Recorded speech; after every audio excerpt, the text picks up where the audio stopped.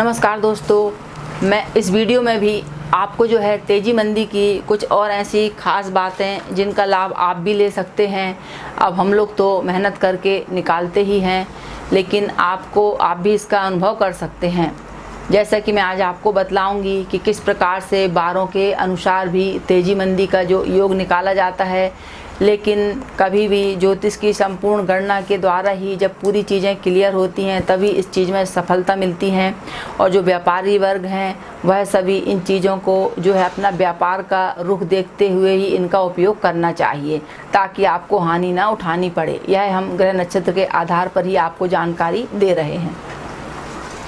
तो सर्वप्रथम यदि किसी वस्तु में जो तेजी मंदी सोमवार को होती है और मंगलवार को, तो यह शुक्रवार और शनिवार को ही बनती है।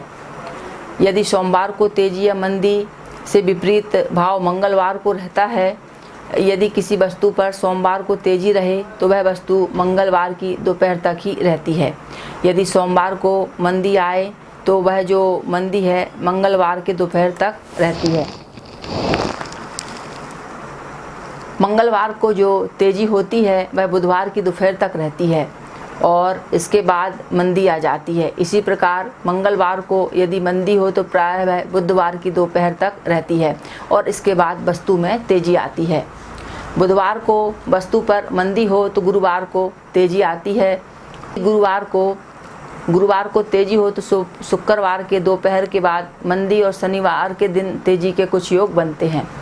कभी गुरुवार की तेजी शनिवार तक भी बनी रहती है। शुक्रवार की तेजी या मंदी कभी भी स्थिर नहीं रहती है, अचानक फेर बदल इसमें होता रहता है। शनिवार को वस्तु पर आई तेजी मंदी प्रायः मंगलवार की दोपहर तक चलती है।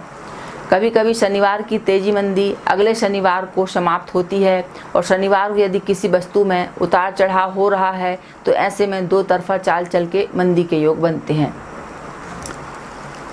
अब हम देखते हैं कि शेयर बाज़ार से लाभ कमाने के लिए उपयुक्त सभी चीज़ों का हमें ध्यान रखना पड़ता है। इसके अनुसार हमें कब इस प्रकार से बारों के अनुसार यह हम जान सकते हैं कि कैसे तेजी और मंदी के योग बन सकते हैं। आप इसका लाभ ले सकते हैं, लेकिन आप बाज़ार का रुख देखकर ही कार्य करें। जानकारी मैंने आपको समझने ज्ञान में लाने के लिए दी है। नमस्कार।